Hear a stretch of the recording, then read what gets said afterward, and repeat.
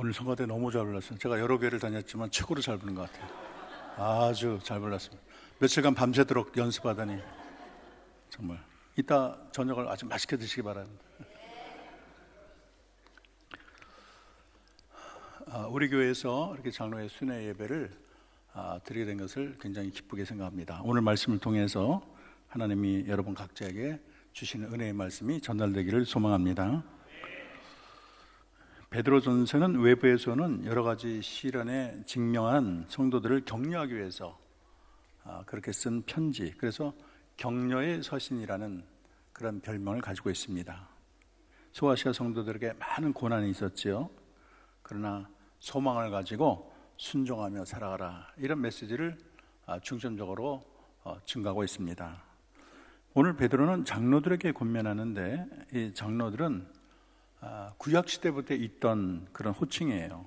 그래서 이 구약어로 히브리어로 자켄이란 말인데, 이 말은 나이가 많다, 이런 의미가 있습니다. 그래서 히브리 공동체에서 덕망이 있고 권위 있는 대표를 얘기할 때 자켄이라는 말을 씁니다.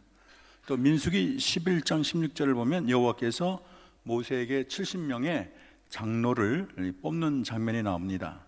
신약 시대에는 예루살렘 이 교회에서 장로제를 채택하고 있습니다. 그리고 바울과 바나바가 전도 여행을 하면서 각 교회에 장로를 세웠다는 기록이 있습니다. 이 장로들은 세상의 죄악과 이단 세상으로부터 교회를 보호하고 또 양들을 먹이고 또 양육하는 그런 목자로 이해할 수 있습니다. 당시에 이 장로들이 하는 사역을 몇 가지만 보면, 사도가 없을 때는 설교를 했어요. 그리고 장로들과 함께 모여서 교회의 중요한 일을 결정했습니다. 그리고 병자들을 찾아가서 기름 부는 일을 했죠. 요즘에는 이제 그런 사역이 많이 줄어서 아쉽지만은 원래 장로들은 신방을 하고 이렇게 교우들을 돌보는 사역이 원래 사역입니다. 이 내용들을 보면 장로는 오늘날 이 목사와 장로를 포괄하는 용어로 볼 수 있고, 엄격히 말하면 목사에 더 가깝다고 말을 할 수가 있습니다. 그러나 넓게 보면 이 장로는 오늘날의 목사 또 장로뿐만 아니라 양들을 먹이고 돌보는 권사님이나 구역장, 교사들, 여러 직분자에게도 해당하는 말이라고 이해할 수 있겠습니다. 오늘 1절을 봤더니 너희 중 장로들에게 권하노니 나는 함께 장로된 자요 또 그리스도의 고난의 증인이요 나타날 영광에 참여할 자라, 이렇게 말을 하고 있습니다. 베드로는 자신이 권면할 자격을 3중으로 강조하고 있어요.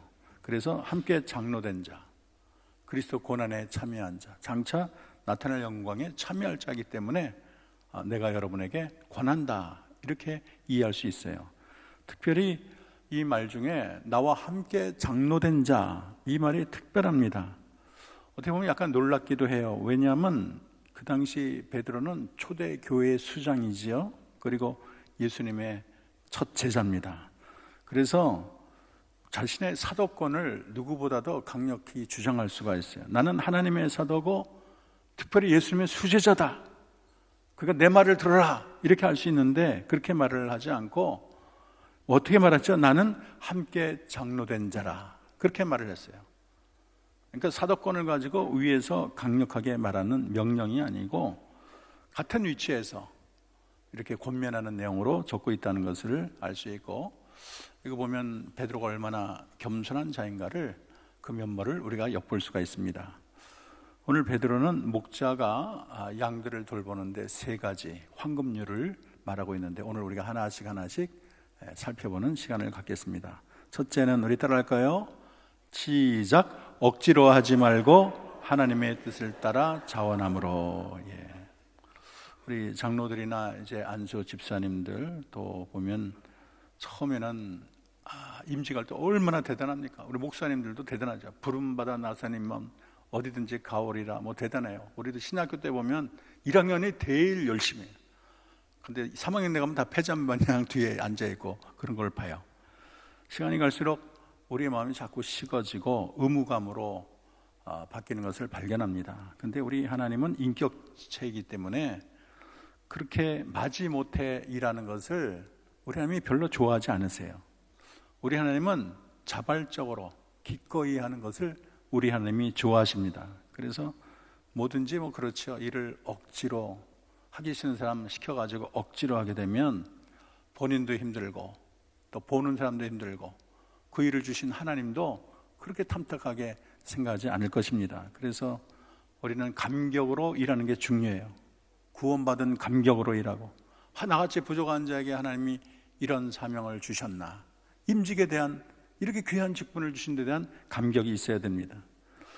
근데 우리의 사역이 어쩔 수 없는 일로 다가올 때가 있어요. 나도 내일이 포도멍이 포도청, 목구멍이 포도청인데 할 일이 많은데 그냥 다른 사람 눈치 보느라고 그냥 대충 맡은 일이니까 어쩔 수 없이 그렇게 또 교회를 할 경우가 있습니다. 무엇보다도 우리가 기꺼이 일을 하려면 우리 안에 첫사랑이 넘쳐나야 될 줄로 믿습니다. 이 첫사랑 안에는 설레임이 있잖아요. 여러분 첫사랑에 빠져보셨나요? 잘해주고 싶고 자기는 그냥 다 희생해서라도 상대방이 기뻐하면 즐겁고, 이게 첫사랑 아닙니까? 누구든지 신혼부부가 결혼을 했으니까 마지못해 이를 악물고 난 저 사람을 섬긴다, 이런 사람은 없어요. 신혼부부가 되면 얼마나 행복한지 몰라요. 그를 위해서 아침을 차리는 것도 기쁘고 옷 사는 것도 기쁘고 장 보는 것도 기쁘고, 그대를 위해서 아침에 커피 한 잔 탁 타서 마시는 게 너무 행복하고, 그게 얼마나 기쁩니까? 너무 사랑하면 입에 짜장면 묻어도 이쁘고 그리고 김치가 묻어도 이뻐요. 저는 저희 아내의 비밀을 결혼하고 나서 알았어요. 왜냐하면 제가 항상 돈가스를 시켜 먹었는데 이 고기는 먹는데 그 야채 그걸 뭐라 그럽니까? 샐러드를 안 먹는 거예요. 그 제가 맨날 뺏어 먹었거든요. 그 시간에 즐거웠는데 결혼하거나 한참 지나서 얘기하는 거, 우리 딸을 통해서 얘기한 거예요. 왜냐하면 입에 묻을까봐 안 먹었다는 걸 모르고 나는 남긴 건 줄 알고 제가 다 먹은 기억이 납니다. 그런데 사랑하면은 입에 묻는 게 문제겠어요. 근데 이제 결혼한 지 20년, 30년 넘으면 그런 마음이 자꾸 이게 퇴화가 돼요. 그래서 옛날에는 우리 신혼부부들 보면은 그 한복을 입었어요. 한복을 입고 아침 일찍 일어나 화장 탁 하고 남편이 일어나기 전에 그런 장면을 많이 봤습니다. 아침을 요리하고, 옛날 그랬잖아요. 근데 한 20년 되면은 이불 속에서 여보 해먹고 가세요. 거기 해놨어요. 그러면 이제 남자들이 갈등하는 거예요. 왜냐하면 버스를 탁 타면 향기가 나잖아요. 자기 아내는 이렇게 눈곱도 안 떼고 그냥 누워서 자는데 이게 자꾸 이렇게 소화가 안 되는 거예요. 남편이 돈이라도 못 벌면 참 이렇게 짜증이 나고, 뭘 부탁하면 당신은 손발이 없어, 이런 그런 부부도 있는 거예요. 우리가 장로들이 임직할 때는 정말 첫사랑이 가득해서 사모하는 마음으로 우리의 양들을 사랑해야 되겠습니다. 어느 순간 타성에 좋고 매너리즘에 빠져서 식어버린 찐빵 마냥 억지로 일하는 자신을 발견한 것은 참 이게 슬프지 않을 수가 없어요. 이 사랑이라는 것이 사역에 기쁨을 주는 비타민인 줄로 믿습니다. 사랑하면 힘들지 않아요. 저는 이제 영문학을 전공을 해서 피천득 교수님 이야기를 듣고 참 감명 입었습니다. 그 피천득 교수님이 2년이라는 책을 써서 제가 여러 번 읽은 기억이 나는데, 이분은 이제 90세 아주 오래오래 사셨어요. 근데 자기는 교사가 되는 게 너무 행복하다는 거예요. 자기는 돈을 받지 않고도 교사를 하겠다는 거예요. 너무 좋아서 돈 한 푼 안 받아도 자기는 교사하겠다. 근데 사례까지 주니까 얼마나 감미덕지냐. 그리고 검사도 따지만 검사는 맨날 죄수들과 대화를 하고, 판사 다 그런 사람하고, 또 의사들을 좋다고 하지만 맨날 나쁜 사람 하는데, 이 교사는 맨날 젊은이들과 하게 되니까 얼마나 행복하냐, 이런 말을 한 기억이 나요. 그리고 나이가 80이 넘었더니 머리 허연 제자들이 와서 스승님하고, 그게 참 너무 행복했다, 이런 기억이 납니다. 그래서 피천득 교수님은 그 가르치는 것에 대해서 안에서 그냥 기쁨이 항상 넘쳐났어요. 우리도 마찬가지입니다. 우리도 자원하는 마음으로, 우리가 마음을 솟아나는 그 기쁨으로 우리 양들을 사랑할 때 하나님이 기뻐 받으시고 은혜와 복을 쏟아부어 줄 줄로 믿습니다. 그런데 오늘 본문을 자세히 보면은 기꺼이 자원하는 마음으로 조건이 하나 있어요. 그것은 하나님의 뜻을 따라요. 따라합시다. 하나님의 뜻을 따라. 단서가 있어요. 자원한다고 자기 멋대로 하면 안 돼요. 내 마음대로 그건 허용이 안 됩니다. 이 종이 아무리 뛰어나게 일을 잘해도 너무 자기 고집이 세고 자기 뜻을 앞세우고 그러면 주인이 힘들어해요. 우리 예수님은 하나님의 아들이지만 겟세마네에서 나의 뜻대로 마옵시고 아버지의 뜻대로 항상 하나님을 앞세웠습니다. 우리가 아무리 하나님 일을 열심히 한다 그래도 하나님 뜻대로 하지 않으면 모든 일이 헛수고예요. 자기 고집, 자기 주장이 너무 세면 시키는 하나님도 힘들어하세요. 문제는 내가 너무 잘난 게 문제입니다. 자기만 옳고 하나님보다 내 생각이 앞장서고 나의 열심, 내 주장만 앞세우니까 하나님도 그렇게 탐탁하지 않은 거예요. 우리는 늘 주의 일을 하면서 모든 것에 상전되시는 하나님의 눈치를 보고 하나님 뜻을 분별해야 될 줄로 믿습니다. 두 번째는 따라합시다. 더러운 이득이 아니라 시작. 더러운 이득이 아니라 기꺼이. 오늘 뭐 세 가지니까 세 가지는 다 마음에 들 수 있죠. 여기서 이제 더러운 이득이라는 말이 눈이 갑니다. 주님이 왜 이러한 용어를 쓰셨을까? 그건 사람이 빠지기 쉬운 가장 쉬운 잘못이기 때문입니다. 이 탐욕이라는 게 사람의 눈을 가리죠. 탐욕은 하나님을 순수한 마음으로 섬길 수 없게 만듭니다. 예수님은 하나님과 재물을 동시에 섬길 수 없다, 그렇게 말씀하셨어요. 우리 돈이 목양의 목적이 되어서는 안 되겠습니다. 은근히 돈을 바라고 목양하거나 또 목양이 돈 버는 수단으로 전락해서는 안 되겠어요. 어느 교회에 제가 어플라이 하다가 그 교회 안 갔는데 그 교회는 맨날 싸워요. 왜 그런가 했더니 교회 재산이 많아. 재산이 몇십억 있으니까 서로 그냥 싸우는, 그 싸움이 그칠 날이 없어요. 더러운 이득이 무엇일까? 더러운 이득은 하나님 볼 때 바르지 않은 이득을 말합니다. 예를 들어서 교회의 재정을 부정하게 사용하거나 공사를 구분하지 못하고 사적인 욕망으로 이 재정을 유용하는 거, 이런 것이 더러운 이득이겠죠.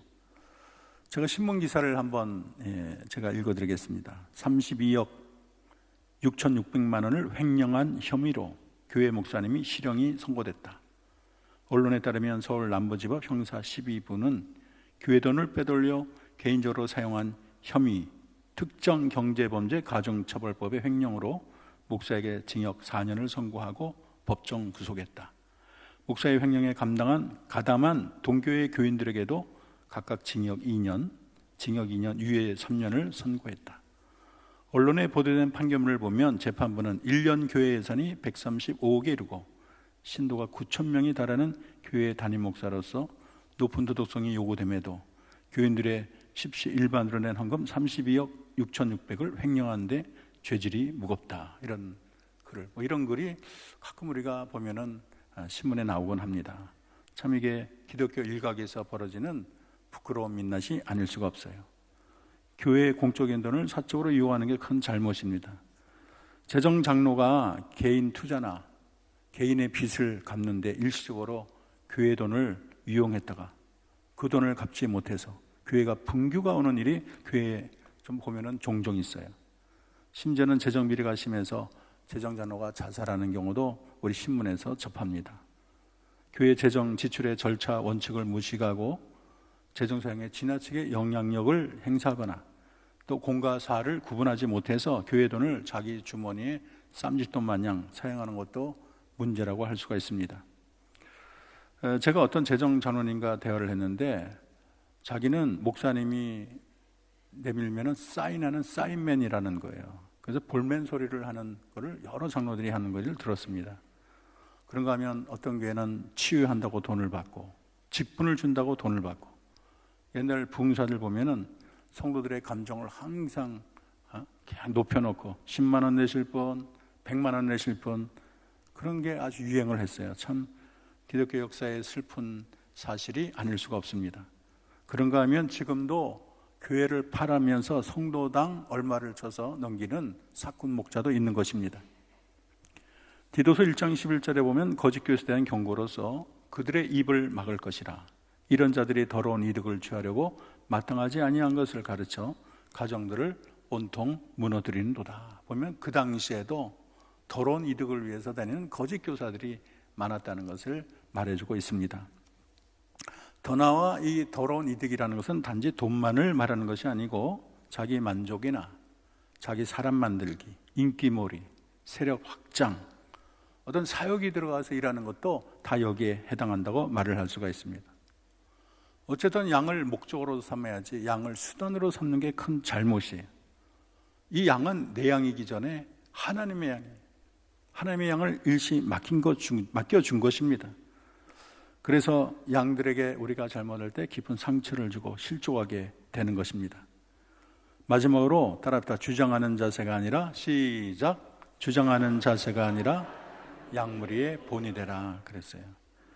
교회의 직분은 다 섬김의 직분이지요. 그런데 우리가 처음에는 다 순수하게 시작했는데 이 교회가 이제 세월을 다 100년, 200년 지나다 보니까 이 순수한 섬김의 직이 계급으로 바뀌었어요. 그래서 제가 이 종교 개혁에 대해서 한국 교회를 이제 교회 개혁에 대해서 제가 글을 낸 적이 있는데 그 글을 읽은 독자가 저한테 문자를 보내왔어요. 잠깐 읽어드리겠습니다. 권사님이 독단적으로 부서일에 관여하셔서 부원들이 많은 상처를 입었습니다. 저도 시험이 들어 정말 많이 힘들었습니다. 그분께 강력히 항의를 하자 감히 집사가 권사에게 그러면서 당회에 고발하겠다는 협박 아닌 협박을 했습니다. 이게 참 어느 한 교회만이 얘기가 아니라 참 교회들마다 이런 벽이 있는 것 같아요. 감히 집사가 권사에게, 감히 안수 집사에게, 감히 장로에게, 감히 목사에게, 이런 권위의식에 꽉 찬 것이 교회를 자꾸 이 동막경화로 만드는 것입니다. 교회 목사나 장로가 교회의 주인이 아니고 군주도 아니고 지배자도 아니에요. 일부 목사 장로들은 자기가 회사의 사장인 양 교인들에게 김장로, 이권사 반말로 그렇게 말하는 자도 있는 것입니다. 이 교회의 직분이 권력이 되어서는 안 되겠어요. 스캇 맥나이트라는 사람은 이렇게 말했습니다. 돈이 일만학의 뿌리라면 권력욕은 뿌리가 자라는 토양이다, 이렇게 말을 했어요. 우리가 다 그리스도 안에서 형제 자매지요. 계급이 없어요. 그래서 교회 직분자들은 군림하려는, 힘으로 군림하려는 자세를 취해서는 안 되겠습니다. 최영준은 그에 져서 장로 걸림돌인가 디딤돌인가 이 책에서 한국교회 일반 장로의 모습을 이렇게 그렸어요. 담임 목사가 각을 세우고 교회 행정과 치리에만 관심이 있고 교회 성도가 어떤 형편인지 도통 관심이 없이 교회 안에 자기의 권위만 세우고 세력 넓히는 것에만 관심을 가지는 것, 그렇게 묘사를 했습니다. 그래서 이 교회, 장로교회에서 목사 장로 간의 이 갈등이 굉장히 뿌리 깊은 병이라고 말을 할 수가 있습니다. 아직도 한국교회 목사 장로들이 군림하는 자세를 취하기 때문에 교회가 은혜의 장이 되지 못하고 협력의 장이 되지 못하는 거예요. 그래서 대결의 장이 되고 가끔 이렇게 추한 모습을 보이는 교회를 우리가 종종 발견을 합니다. 장로를 주님의 협력자라기보다는 목회를 일일이 간섭하고 힘들게 하는 존재로 보는 목회자도 또 있어요. 그래서 어떤 목사님은 아예 교단을 탈퇴하고 장로 없는 교회를 만들기도 했습니다. 한편 목사님이 너무 오랫동안 수십 년간 고통을 받은 장로님들은 빨리 목회자가 은퇴할 날을 손꼽아 기다린다 그래요. 그래서 후임에 대해서 철저히 대비책을 강구합니다. 주일에 매진하고 복음 전도와 양들을 돌보기에도 바쁜데 이렇게 갈등을 하고 있으니까 이게 얼마나 힘의 낭비겠습니까? 이런 문제 바닥에 흐르는 것은 교권주의라고 말할 수가 있어요. 교회가 계급적인 구조를 가지고 목사가 장로 위에, 장로가 집사, 교사 위에, 집사가 교사와 평신도 위에 군림하는 데서 많은 잘못이 일어납니다. 계급적 구조는 이뿐만이 아니라 선임 장로와 후임 장로 간에도 그 간격이 심한 교회도 있어요. 집사도 안수 집사냐 서리 집사냐에 따라서, 여자도 권사냐 또 집사냐에 따라서 넘보기 어려운 두터운 이 카스트 같은, 그래서 교회가 숨쉬기 어려운 경우가 있습니다. 무엇보다도 목사와 장로는 협력 관계라는 걸 알아야 되겠습니다. 루터의 만인 제사장 전통에서 볼 때 목사와 장로는 대치 관계가 아니고 협력 관계입니다. 그리고 초대 교회를 보면은 이게 잘 나타나 있어요. 사도행전 15장 16절을 우리 큰 목소리로 한번 읽어보겠습니다. 시작. 사도와 장로들이 이 일을 의논하러. 중요한 구절이에요. 그런 장로들과 목회자들끼리 협력을 했다는 거예요. 교회 중요한 일이 있으면 언제나 사도들은 장로와 함께 상의했습니다. 장로는 사도들이 중심된 사도교회의 보조자고 또 봉사자고 협력자라고 말할 수가 있어요. 우리가 다 헌법이 있죠. 여러분, 헌법의 목사의 직무를 보면 이렇게 나와 있습니다. 목사는 하나님의 말씀으로 교훈하며 성례를 거행하고 교인을 축복하며, 다음에 나온 말이 뭐라고 나왔어요? 장로와 뭐하며? 장로를 지배하며, 아니고 장로를 뭐라 했어요? 장로와 협력하여. 협력이라는 용어를 쓰고 있습니다. 근데 또 이 장로의 그런 직무에 대해서 보면 이렇게 나와 있습니다. 한번 읽어봅시다. 장로의 직무 시작. 장로는 교회의 택함을 받고 치리회의의 회원이 되어 목사와 협력하여 행정과 권증을 관리. 목사와 뭐 한다 그랬어요? 협력해요. 그러니까 목사는 장로와 협력해야 되고 또 장로는 목사와 협력해야 되는 것입니다. 예정헌법이 의도하는 목사 장로의 이 제도는 극한 대결이나 투쟁이 결코 아닙니다. 서로 협력하라고 만들어놨어요. 그래서 목사장은 우월의식을 내려놓고 우리가 종으로 섬겨야 되겠습니다. 오늘 베드로 사도가 맡은 자들에게 주장하는 자세를 하지 말고 양무리의 본이 되라, 이렇게 말을 했습니다. 이 칼빈의 개혁 전통이나 장로교 전통으로 볼 때 목사, 장로, 교사, 집사는 하이라키, 위계 질서가 아닌 그리스도와 등거리에 있고 다 말씀의 봉사자라는 공통 분모를 가지고 있습니다. 오늘 베드로가 주장하는 자세가 아니고 양무리의 본이 되라, 이거는 거룩한 직분이 굴림의 자리가 아니라는 거예요. 철저한 섬김의 자리라는 것을 강조하고 있습니다.